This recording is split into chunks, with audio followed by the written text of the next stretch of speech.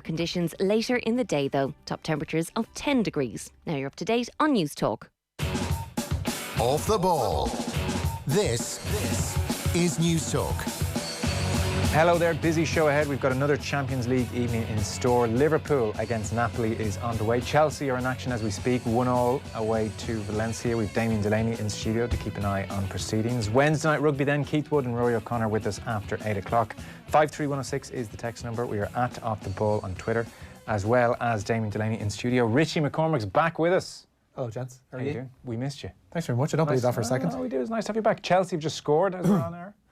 They're lucky here because Maxi Gomez missed a couple of absolute sitters in the first half for Valencia. Valencia then took the lead 4 minutes before the break. This is going to be ruled off, it seems, for an infringement somewhere along the line. But Valencia had a couple of really good chances in the first half and then took the lead through Carlos Soler 5 minutes before the break.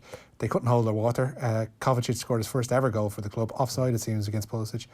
And it's still 1-1. Are we going with Pulisic over? Pulisic, sorry, it's a slip on my behalf. Pulisic. Yeah. Yeah. Hard to see.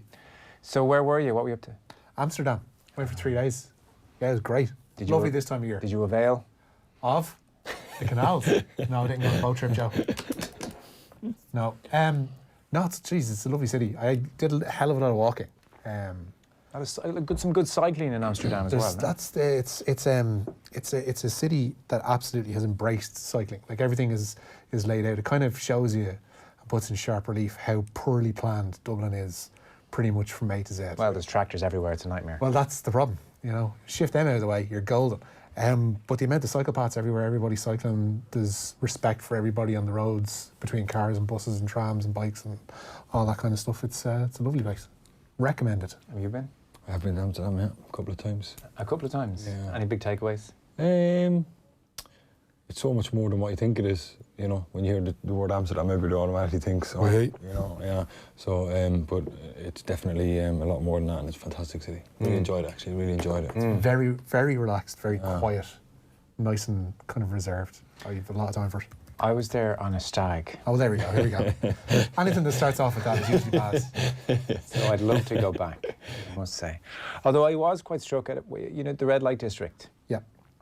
I was surprised, or I hadn't quite expected the extent to which actually it was just a tourist attraction. People go along wandering around gawk. with their kids and their teenage kids. Just let's go for a gawk and a walk. Yeah. It wasn't this sordid, hidden away quarter. It was tourists. I think that's what they were going for with it, though, wasn't it? They wanted to take the sordidness out of it. That was the. I'm sure it wasn't always so touristy and less grim. It's not as, the city itself generally had a bit of a seedy reputation. I think a lot of that has been taken away. It's been gentrified to a degree, but there's some of it that was needed. Some of the more grisly, hairy cafe bars and stuff are no more. And there's a slight more air of, I don't know, it's less lawless as it was, let's say. Right. Walking a tight line here, aren't we? I don't know. Are we? It's hard to know. I don't feel awfully comfortable talking. You've tensed right up, and you've been a few times, so I know what's going on. He's not giving that away about his trips there. You noticed that? Yeah. It's a lovely city. Love it. What was the highlight for you, Richie? What was the highlight? Did you go to the Anne Frank Museum? We didn't do that. Didn't pass the by. Went to an Indonesian restaurant called Blauw on Monday night, and next to us was, and I'm not lying, a dead ringer for former Dawson's Creek star and ex-wife of Tom Cruise, Katie Holmes. Like I'm talking about. She sat down and went, "Holy crap, that's Katie Holmes!" Until she started speaking fluent Dutch, at which point I had to start googling, "Does Katie Holmes speak Dutch?" Because, like, exactly like her. Not just, she looks a bit like ringer. I was looking for more of a highlight that other people could maybe hope to encounter. You might see the same woman again. Well, it's unlikely. Good. What was the best thing you did? Eating well.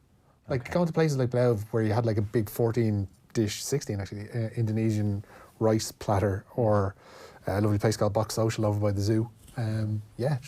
They've so many deadly restaurants over there, it's unbelievable. Yeah, it's a very beautiful city. We did a little canal tour thing, and a lot of the houses built into the wall of the canal at water level. Yeah. Very cool. There's a lot of houseboats going around there at the minute. Houseboats, There's a lot of, the architecture by the canals is insane as well, to see the wonky windows and the leaning buildings and all this kind of stuff, just the way they're built, and they still have the little hooks up the top of the house to allow them to winch stuff in because they can't necessarily bring stuff up the windy stairs. The stairs, which are a death trap to people who have size 10s like myself. Don't go there for the stairs, by the way, then. You'd be screwed. But yeah, just a gorgeous place. Recommended. 2 thumbs up. 3 thumbs up, Joe. Very good. Go nuclear. So the 27th of November 2019 is obviously the date. 10 years ago exactly. Oh, no. News would have come through as you were watching Sky Sports News or Sky News or somewhere. Tiger Woods not seriously injured in car crash 10 years ago. That news would have come through and you would have thought, oh, good. I'm sure there's nothing more to the story. It's a break from the Henri nonsense. Yeah, exactly. And, well, we all know how it all kind of transpired, ultimately in February 2010 with his press conference. But it did kick off one of the great falls from sporting grace that ever was. Here's a little reminder.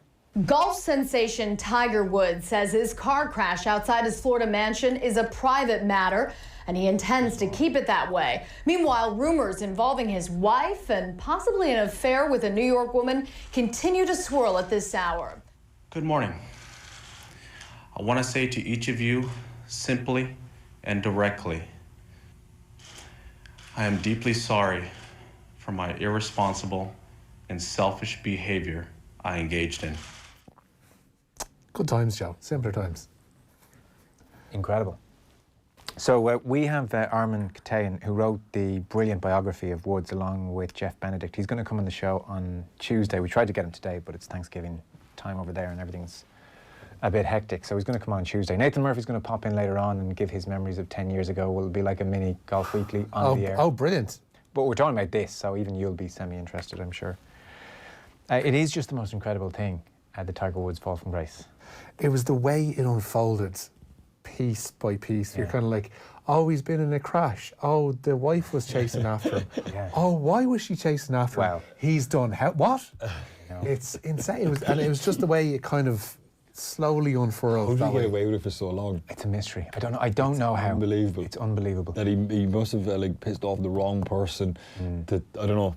Yeah, the wife. Well, that's how it did kick off. Yeah. She must have known. Like she couldn't possibly know. Suspicions, and it's then huge. That like. Well, in the book they talk about her finding his phone that night and seeing text messages, and that's how it really kicked off that night. But I think there were suspicions in advance of that. Yeah, that she finally must have found something concrete and thought, well, I've had enough here now, and it all kicked off. He was on the front page of the National Enquirer for something like, I don't know how many days straight, but it broke the record set with September 11th. It was just the biggest story ever. And then he had to go to rehab, and I mean, it was just very it was a very tawdry, grim thing. He definitely had a type, didn't he? Did he? It's bizarre. Female. Yeah. Oh, they were all kind of, I remember seeing a picture of like these 12 women, and they were like copies of each other. You're kind of going, oh man. So the interesting thing is people talk about Tiger as a golfer pre-scandal and post-scandal as if some kind of switch flicked and he was never the same golfer again, which is not true.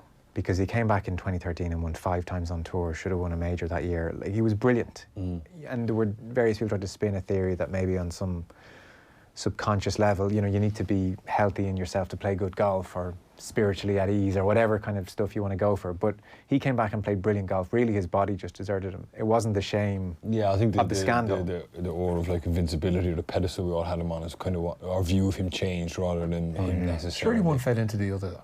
Oh, yeah, probably. It's hard to disconnect. Because the aura of Tiger had been absolutely punctured. Yeah. Like, to see him before that scandal, like I remember encountering him in the K Club at 06, and it just, like, there was a presence around him. Like, it was like he was walking with about, 10 feet of space around him at all times because, geez, it's Tiger. He's a real... That was gone. Living, breathing icon. He was, viewed on with disdain.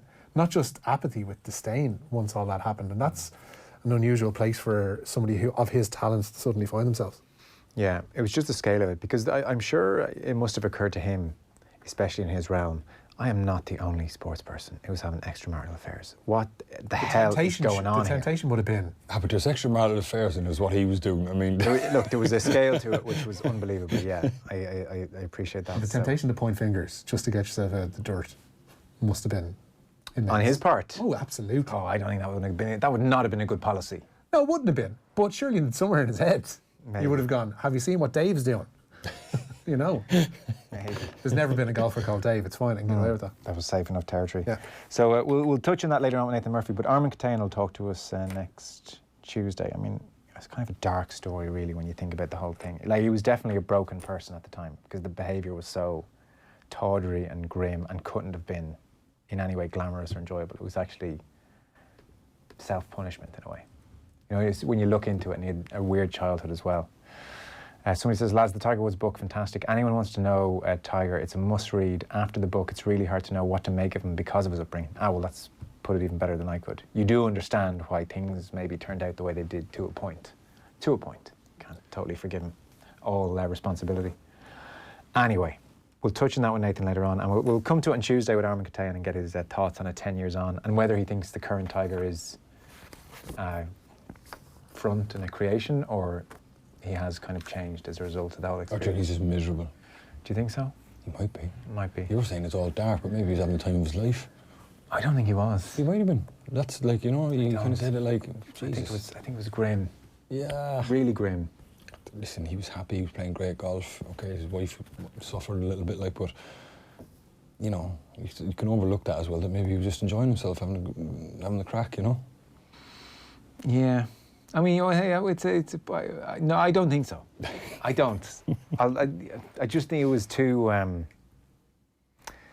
the shame and just like the circumstances at times. See, I don't want to go into it at 7:10 in the evening, but like... Well, we've already done Amsterdam, so might as well get going on this. It's your Amsterdam game on this morning. It's two different ones. In less tricky news to discuss live on the National Airways, we are heading to Galway for an Off the Ball Roadshow. This is in association with Heineken Rugby Club. We've confirmed a new guest. So this is the 11th of December if you're in the area, the Galmount Hotel in Galway. Brian O'Driscoll, Andy Friend of Connacht, obviously, Tiernan O'Halloran, and Cyril Farrell's going to come because it would be rude not to invite Cyril Farrell. You have to. In Galway. It's the law. And then we have a courtesy of Richard Cooper here. So this is not the actual guy speaking, courtesy of Richard Cooper. We have the guest who's going to be there as well on the 11th of December.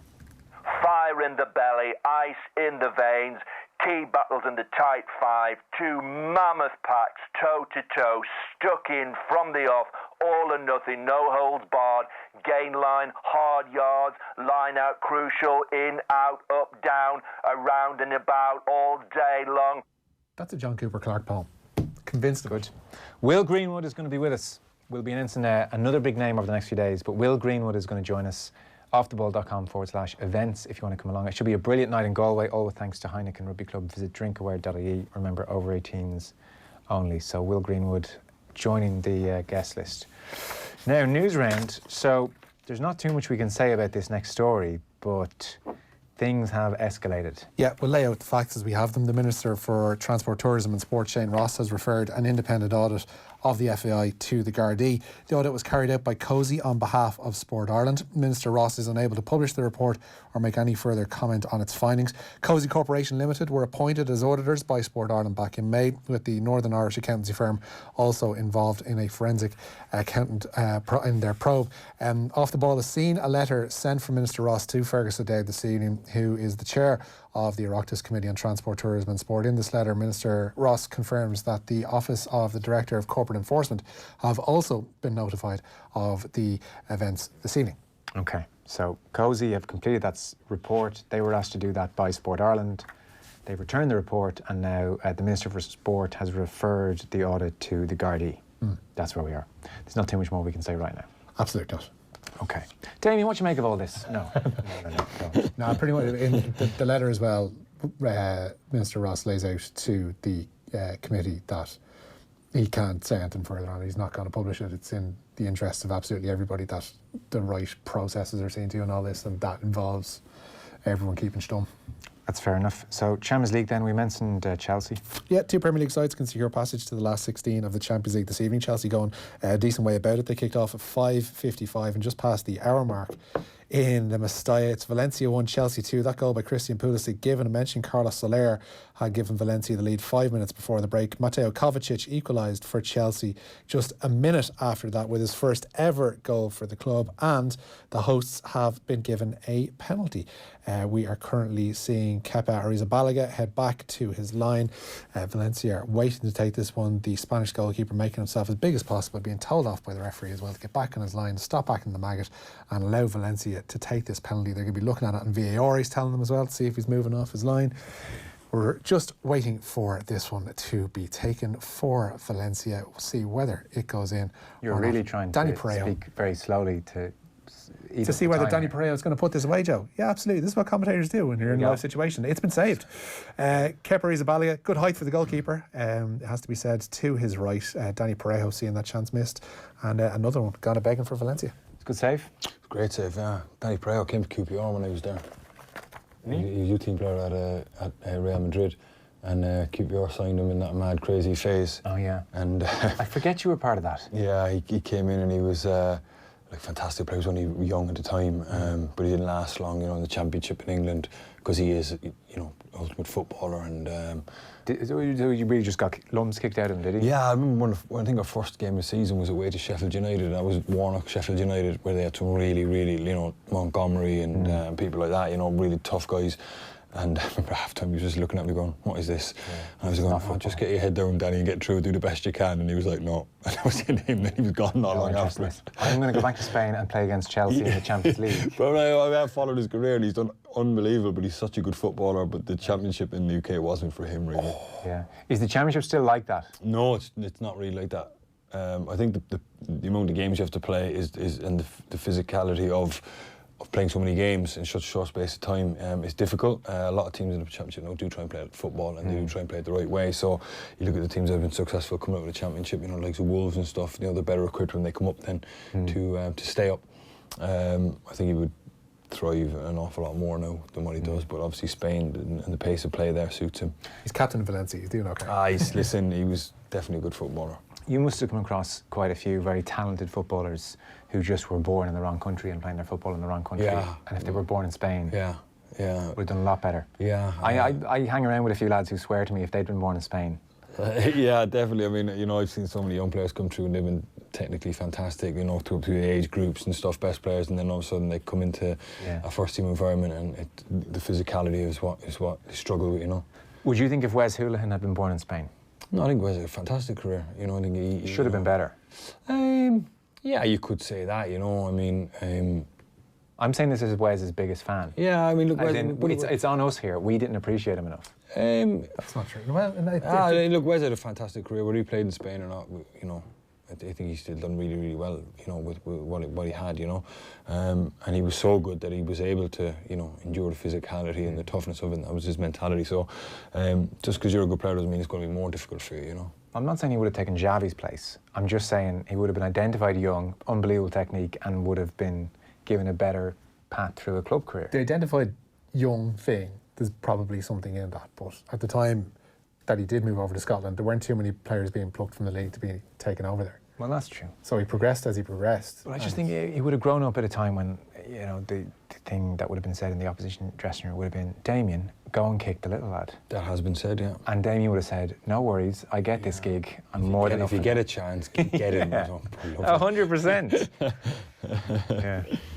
So actually, you mentioned Warnock, one of many managers you played on. Your list of proper English managers you've played under is like quite something. We're going to talk to you about them on the football show because they're all really interesting characters. Yeah. They include Warnock. Vote Brexit. Warnock. I'm surprised at that. Sam Allardyce. Definitely voted Brexit. Tony Pulis. Absolutely. Did he? I'd say that. Come on. He loves his history. Pulis isn't what you think. He's Welsh as well, so I don't know where the Welsh fell. Well, I think a lot of the Welsh will remain, but that would be, but he was definitely patriotic, There was somebody else who's just quintessential English manager. Who am I not thinking of? That I've played for? Yeah, there was Pulis, Allardyce. Pardew. Well, he's a more flash kind of. Pardew, I don't know, but I would hesitate to say that he almost certainly voted Remain for European. I'd say Pardew. Do you know what Pardew did that day? Go on. Forgot to vote. Oh, wow, he's busy. And then in the midst of it all, Frank de Boer. So you had that brief bit of continental. But we'll talk to you about those, very brief. We'll talk to you about those English managers later on, the Warnock types. So that's Chelsea. Still 2-1 after that penalty miss. And then Liverpool team news tonight, Rich? Yeah, they welcome Napoli to Anfield. 3 points for the hosts. We'll see them qualify as Group E winners. There's 3 changes for Liverpool from their win away to Crystal Palace on Saturday. Joe Gomez is in at right back. James Milner is into midfield. Mo Salah is restored to the front 3. The team in full has Alisson in goal, a back 4 of Gomez, Dejan Lovren, Virgil van Dijk and Andy Robertson. In midfield then it's Fabinho, James Milner and Jordan Henderson, with Mo Salah, Roberto Firmino and Sadio Mane as their front 3. For Napoli, Alex Murray starts in goal. Nikola Maximovic, Kostas Manolas, Kalidou Koulibaly, Mario Rui and Giovanni Di Lorenzo are their back 5. With the first and latter there providing the width. Alan, Piotr Zielinski and Fabian Ruiz are in midfield, with Dries Mertens supporting Herving, Chucky, Lozano. Also at 8, Genk play host to Salzburg. Barcelona will be confirmed as Group F winners tonight with a win at home to Borussia Dortmund. That also kicks off at 8. Inter need a win away to Slavia Prague to keep alive their hopes of qualification. There was a 5:55 start to the game in Group G this evening, where Zenit St. Petersburg are leading Lyon by a goal to nil. Alan Zubia with that goal for the hosts. And at 8, RB Leipzig entertained Benfica. Spocky is in touch. Hello, Spocky. He says, hang on. Wes was good enough to make it in Spain, as in been a player at Real or Barca. They are the greenest of green tinted classes. No, I'm not quite saying Real or Barca. I'm just saying he wouldn't have had to fight so there are hard. only 2 clubs. There are only 2 clubs in Spain. Maybe he would have went on like captain Valencia or something. Something like that. A top 6 Spanish side, but from a younger age, like from the age of 19, 20. You know, that's an interesting way of looking at it, but do you not think that if you went to these Spanish academies, there's hundreds of players like that? Like that. Ten a penny, Wes. All of them are like that, you know. If someone like me ended up in a Spanish academy, I'd be the odd one out, you know. What do you think? I think Wes was still of a very, very high calibre, technique-wise. He was, definitely. But I think even would have been higher than a lot of them, no? But you see, you're judging Wes's technical standard off like ours, and he's obviously way, way up there. Sure. He might have been just another good young player, and he might not have, you know, had the belief coming through the age that he was special, whereas he obviously knew he was special in Ireland and he was special when he went to the UK, that he was a better footballer than what a lot of people give him credit for. So maybe psychologically as a kid he might have developed as well. Well, that's a very interesting listen, these are just funny different ways of looking at it. That's a very thoughtful point, actually, yeah. I hadn't thought of it that way. Certainly when he got to a senior level for Ireland and you watched him, for instance, play against Sweden at the Euros, he was better technically than all their lot as well. Yeah. But I understand what you're saying about feeling special at 14. And as well, like, you know, I played against, like, we actually played against Valencia once in a pre-season game, and I mean, you talk about technical players. I mean, some of them were just unbelievable, like David Silva type. You know, probably lads we've never even heard of. Right, yeah. And you're kind of going, God, these guys are something else, you know. So Wes was very, very, very, very good, but was he, you know, the same as, you know, Danny Parejo? Because, you know, he was ridiculously technical and ridiculously good with the ball at his feet. So maybe there is a touch of green tinted glasses. No, but it is, you know, you got to judge his environment and his ability, and it all kind of marries up, and I think Wes can be very happy with the career that he had, you know. Well, it certainly can, yeah. You know, you got that great moment at the Euros, which is worth at least 10 or 20 caps, you know. It was kind of an amazing thing. So that Valencia team in that pre-season, they were technically superior to you guys by a healthy distance. Oh, they absolutely. What club was that? I was at Palace when we played them. I remember we played Lazio one time as well in a pre-season game. And like, man, there was a midfield player there. I don't know his name now, to be honest with you, but it was one of them ones after the game. I was so impressed with him. Actually, I Googled him. I was thought, who is this guy? Yeah. Turns out he'd like 70 caps for Slovakia, or you know, and you're going, oh. And then every time I watch Lazio, he plays every week for Lazio. But he's just one of these players that, you know, we wouldn't know many Lazio players anyway, but he was just an unbelievable technician. Right. You know, and when you would say an unbelievable technician, what kind of things? Oh, just you know, his range of passing, his choice of pass, just off both feet. When he went to play one touch, when to play two touch. You know, when you go tight with him, he lays it off and he's gone. And then you stand off him, his awareness of that. You know, it was phenomenal. He just ran the whole game from start to finish, from the middle of midfield. And what minute did you slash him into? Oh, I couldn't even get near him to do that. It was pre-season as well, so I was like, oh, I could do without this, you know. Where are we going next? We're going to GAA, is it? Yeah, a couple of big retirements from Monaghan today. Vinnie Corey and Dessie Mone both announcing their inter-county retirement. Corey made his Monaghan debut back in 2003, with Mone joining the senior panel a year later. Both players won a pair of Ulster football titles during their time with the Farney County, and both obviously involved in the Ulster Championship with Clontibbert this time round, winning their 7th Monaghan titles as well this year. Will Addison? He's going to be suspended for their back-to-back Heineken Champions Cup games, Ulster's that is, with Harlequins. The full-back has been banned for 4 weeks for a tackle on Claremont lock Paul Yadraziak. The incident occurred during Ulster's 18-13 win at the Kingspan Stadium last Friday.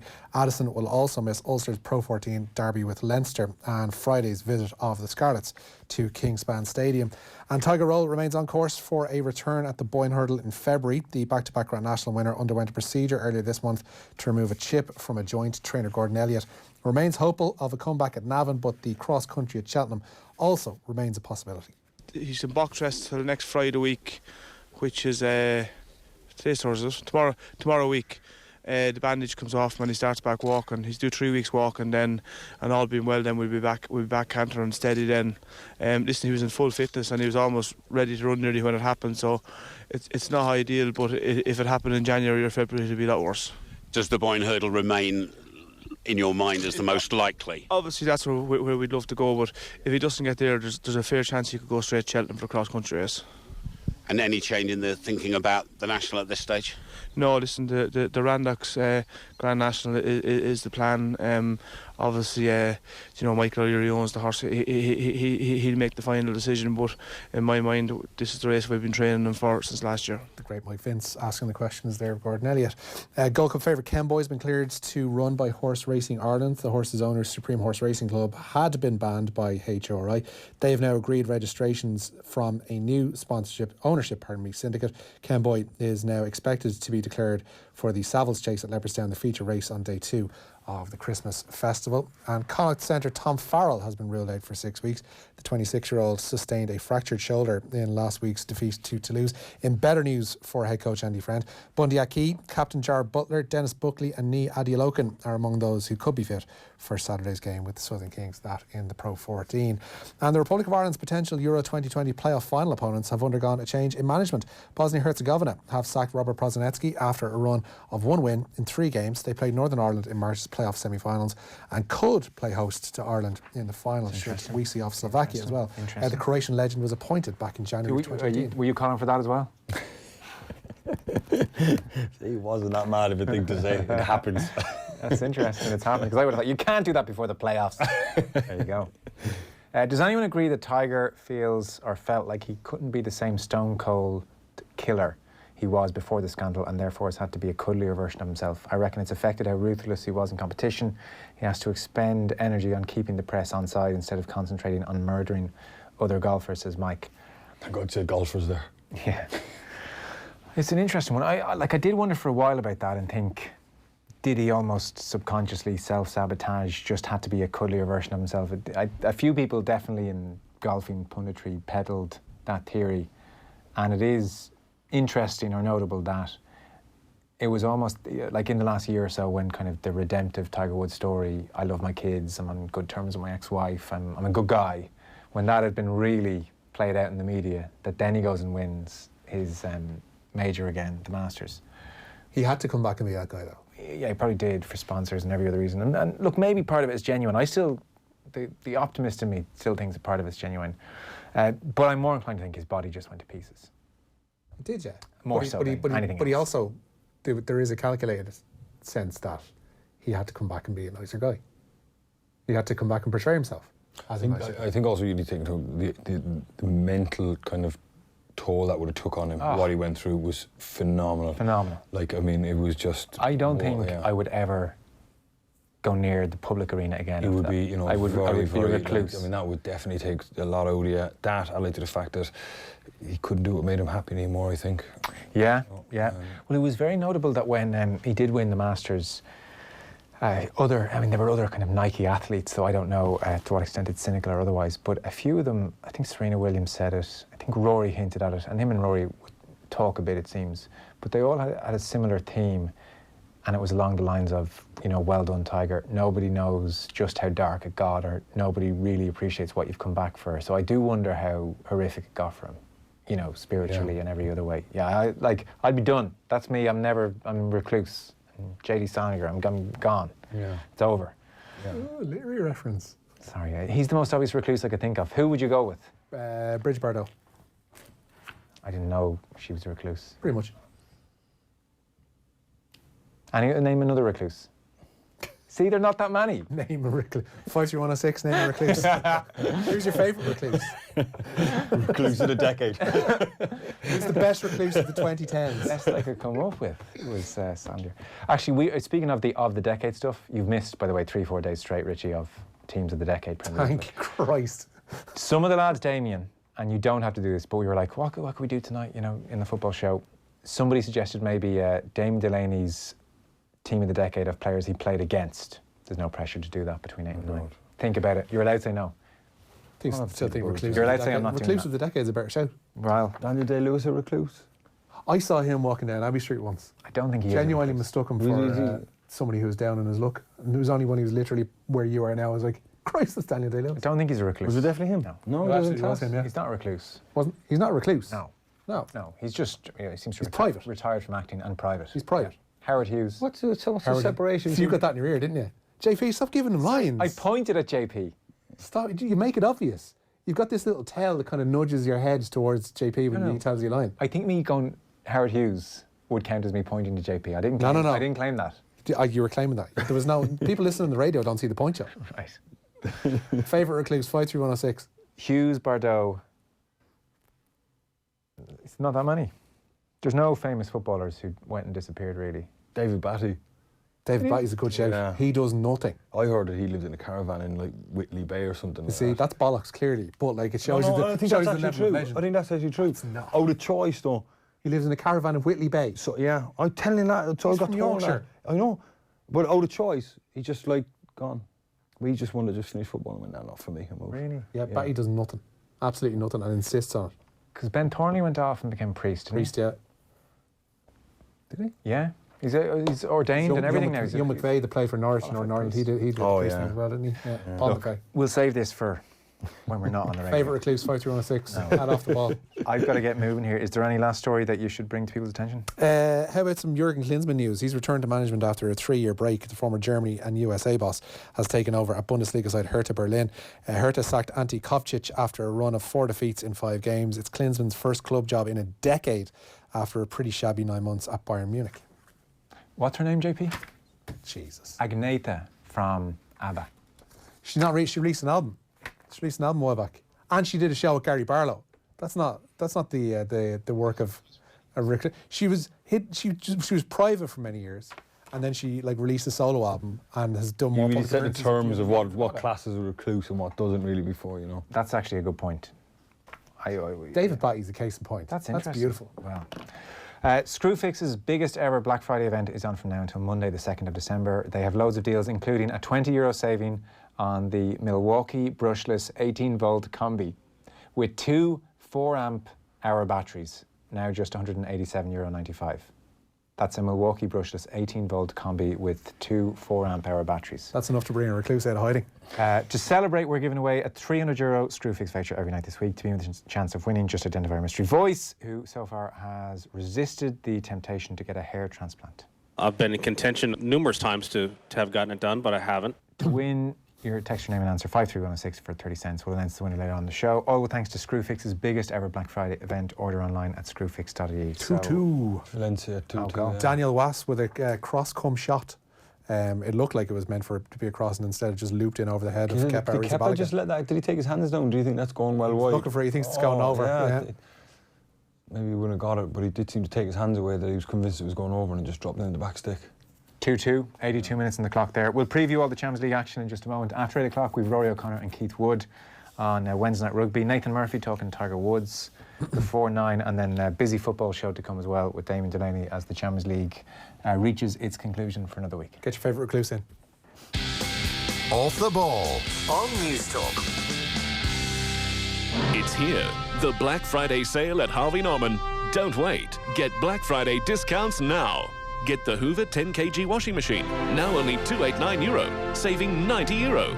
Or get the Hoover 9kg vented tumble dryer, now only €204, saving €55. And at Harvey Norman, we're matching all competitors' Black Friday prices, so why shop anywhere else? The Harvey Norman Black Friday sale, in store and online. Don't miss out. I'm 36. I'm a husband, a father, a manager. I live in the country. I work in the city. Shortly, I have the most important meeting of my life. But first, I think there's time to play. Just me and my Suzuki photography.